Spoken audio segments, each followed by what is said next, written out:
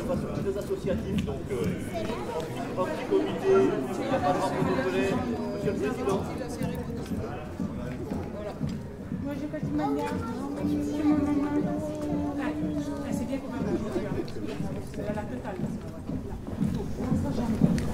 Monsieur le maire, monsieur le directeur de l'Office national des combattants de guerre, mon cher Tony, mon cher Sam, chère famille, chers amis de la famille, au nom du Bureau national de l'UNALIF, je suis très heureux et très fier de vous accueillir aujourd'hui. Et votre présence, et surtout la présence des jeunes ici, montre un peu que la mémoire a un avenir. Et Sam, on en discutait, j'avais peur qu'on oublie un jour tes parents, et le jour est venu aujourd'hui, on n'oublie pas tes parents, et surtout pas ton petit frère. Alors aujourd'hui, nous sommes réunis pour la mémoire de la famille Gersenfisch et de la famille de Sam, parce que voilà, on a plié depuis qu'on se voit pour la pose de ces pavés, une relation un peu particulière. Alors il y a 80 ans, il faut oublier que la Deuxième Guerre mondiale touchait à sa fin. L'Europe sortait de l'horreur, mais pour les survivants, la douleur, elle ne s'est jamais éteinte, et surtout, le silence des absents est resté leur compagnon chaque jour. Elie Wiesel, rescapé des camps, nous a laissé ces mots: le contraire de l'amour, ce n'est pas la haine, c'est l'indifférence. Le contraire de la vie, ce n'est pas la mort, c'est l'indifférence. Ces mots sont un avertissement, car l'indifférence est le terreau sur lequel la haine peut repousser. C'est pourquoi nous n'avons pas le droit d'être indifférents, surtout pas indifférents aux larmes d'hier, indifférents aux menaces d'aujourd'hui, indifférents aux dangers de demain. Alors, comment briser cette indifférence?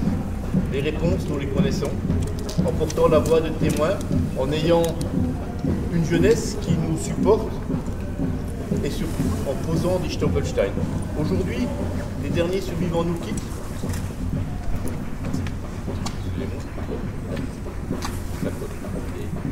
Voilà.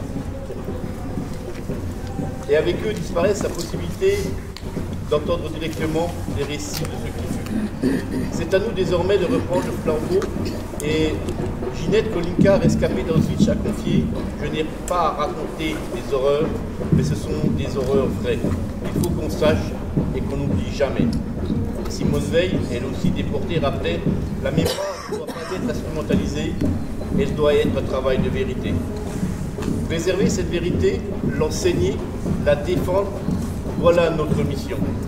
Et cet engagement n'est pas seulement un devoir envers le passé, c'est une urgence pour le présent. Car 80 ans après la chute du nazisme et de l'antisémitisme, ils n'ont pas disparu. Ils ressurgissent, parfois masqués derrière des discours savants, parfois décomplexés dans nos rues, pire encore diffusés dans l'ombre sur des réseaux sociaux. C'est ça la différence. Alors que faire? Primo Levi, témoin de l'inhumanité, nous avertissait: il s'est produit, donc cela peut se reproduire. Voilà le cœur du message. La vigilance ne se limite pas aux lois et aux tribunaux. Elle se cultive dans nos écoles, elle se transmet dans les familles, elle vit dans chacun de nos gestes au quotidien.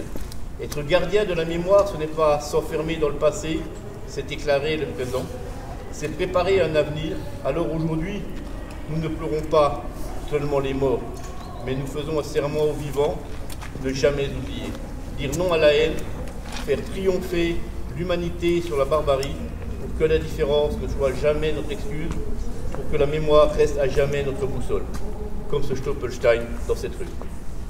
Je vais passer la parole maintenant à M. Christophe Burlet, qui va un petit peu refaire l'historique et expliquer pourquoi nous posons du Stoppelstein.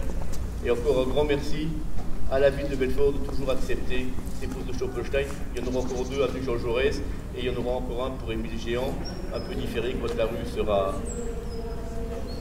terminée, où on pourra mieux circuler qu'aujourd'hui. Voilà, merci à vous.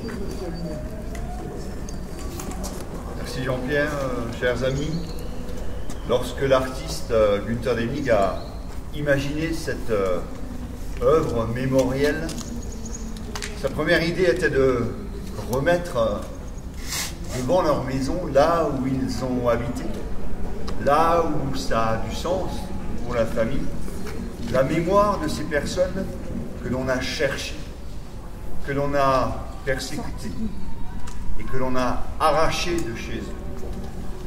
Jean-Pierre, tu l'as dit, eh bien, c'était sous nos fenêtres que cela s'est passé. Qu'avons-nous fait? Était-ce de l'indifférence? Était-ce simplement « tant mieux, c'est pas moi ». Aujourd'hui, remettre la mémoire de votre famille ici, c'est oser montrer que cela a eu lieu. Les gens qui passeront par là verront briller la mémoire, verront le nom de vos parents, de votre frère, et ils s'arrêteront. Parce que l'humain, quand il voit quelque chose qui brille, il a ce réflexe de s'arrêter. Et lorsqu'ils vont s'arrêter, ils vont être intrigués, ils vont s'approcher, et ils vont faire ce geste que l'on fait tous. Pour lire, ils vont se baisser. Et en se baissant, ils rendront hommage. Un autre réflexe que nous avons, c'est lorsque nous voyons quelque chose d'écrit, nous lisons. Et souvent, soit dans notre esprit, ou soit de manière verbale, nous lisons. Et là, on lira le nom. Joseph Gerstenfisch. Chaya Gerstenfisch. Jacob Gerstenfisch. Et le Talmud dit, lorsqu'un nom n'est plus prononcé, il tombe dans l'oubli. Le nom de votre famille ne tombera plus jamais dans l'oubli. Et je crois qu'aujourd'hui, c'est cela que nous avons réalisé, grâce à vous, grâce à la mairie, car, monsieur le maire, il faut oser montrer ce qu'il s'est passé. Ce n'est pas une évidence aujourd'hui, et vous avez fait le choix de le mettre en œuvre, et pour ça, monsieur le maire, merci de tout cœur. Toutes les villes n'ont pas ce courage. Chères familles, chers amis, n'oublions pas, aujourd'hui, quand je dis à mes enfants, à mes élèves, est-ce que vous pensez qu'aujourd'hui, en France, on peut encore mourir parce qu'on est juif? Les enfants de bon cœur disent « Mais non, monsieur ». Eh bien, si. La réponse est oui. Est-ce qu'on peut mourir en France aujourd'hui parce qu'on est homosexuel? La réponse est oui. Eh bien, tant que la réponse sera oui, notre devoir sera de continuer à faire ce genre de choses, de continuer à alerter, de faire le travail que fait l'UNADIF avec ses enfants, que nous faisons nous dans les écoles et que vous faites tous finalement dans vos vies, dans vos cœurs, dans vos familles. C'est de transmettre. Soyez des transmetteurs de mémoire, c'est important, et nos porteurs de mémoire plus tard seront nos ambassadeurs. Merci à tous.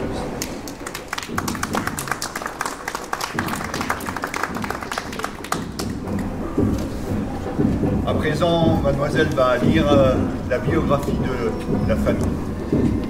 La famille Gerstenfisch est une famille juive d'origine polonaise arrivée à Belfort vers 1930. Le père, Jacob, est né à Varsovie le 1er mai 1896. La mère, Kaya, née Berman, est née à Radzi le 28 novembre 1897. De cette union naissent 4 enfants, nés français. Fernand, 1931, Simone, 1934, Samuel, 1936, et Joseph, 1938. Résidant dans un premier temps rue du Général Roussel, la famille Gerstenfisch déménage ensuite aux 16 rues de la République, renommée aujourd'hui rue Dreyfus, adresse devant laquelle nous nous tenons aujourd'hui. Jacob Gerstenfisch exerça le métier de marchand forain jusqu'en octobre 1940, lorsque les mesures antisémites instaurées par le gouvernement de Vichy lui interdiront d'exercer son activité. Le 24 juin 1942, en pleine nuit, Kaya, alitée et malade, est arrêtée devant son mari par des gendarmes français et incarcérée à la maison d'arrêt de Belfort. Kaya Gerstenfisch sera transféré au camp de Pithiviers, Loiret, avant d'être déporté à Auschwitz le 17 juillet 1942 dans le convoi numéro 6. Elle décédera le 22 juillet 1942 à l'âge de 48 ans. En septembre 1942, Jacob Gerzenfish est arrêté à son tour et incarcéré à la maison d'arrêt de Belfort avant d'être déporté à Drancy. Le 4 novembre 1942, il est déporté à Auschwitz dans le convoi numéro 40. Il décédera le 9 novembre 1942 à l'âge de 46 ans. Désormais orphelins, livrés à eux-mêmes, les enfants Gerzenfish sont secourus par une capitaine de l'armée du salut, Olga Baumgartner,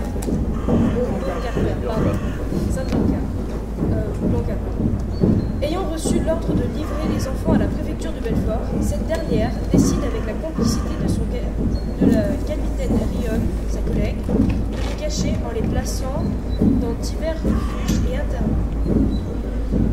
Fernand et Simone sont cachés à Besançon, dans divers internats, jusqu'à la fin de la guerre. Samuel et Joseph, eux, sont envoyés à Paris, où ils seront cachés par l'UGIF, l'Union Générale des Israélites de France.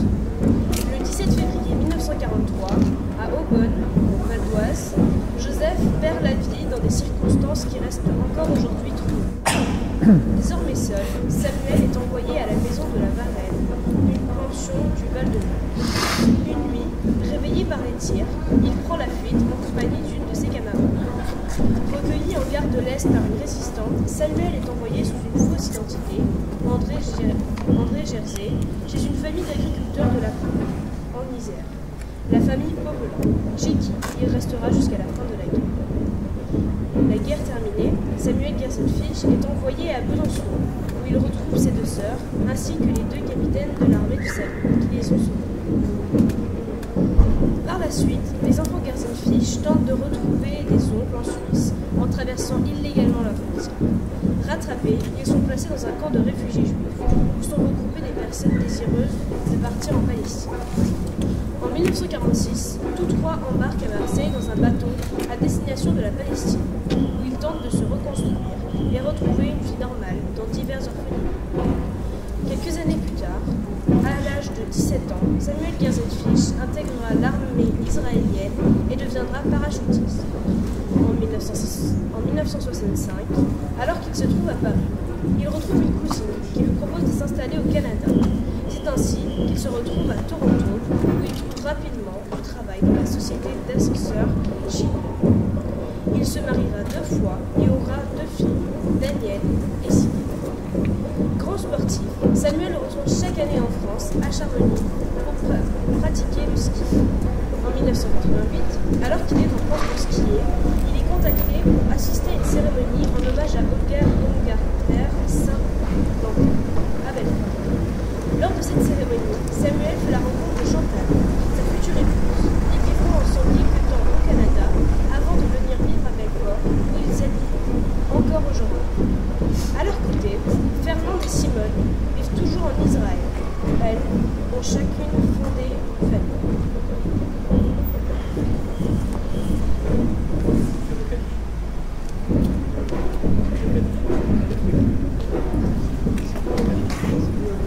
Voilà.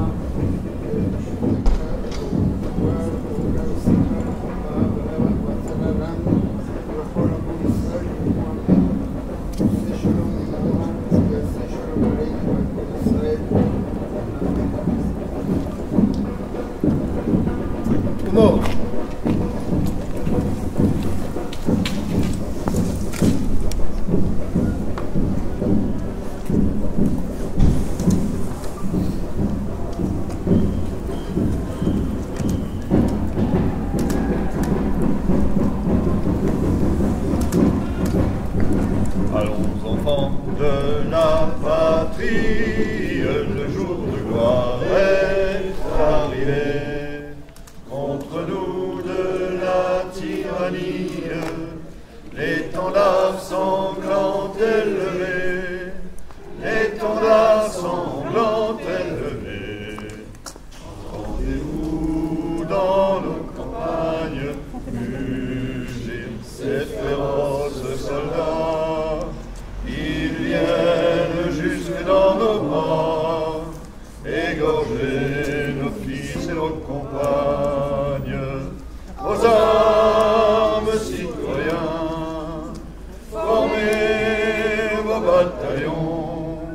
Marchons, marchons, qu'un sang impur abreuve nos sillons.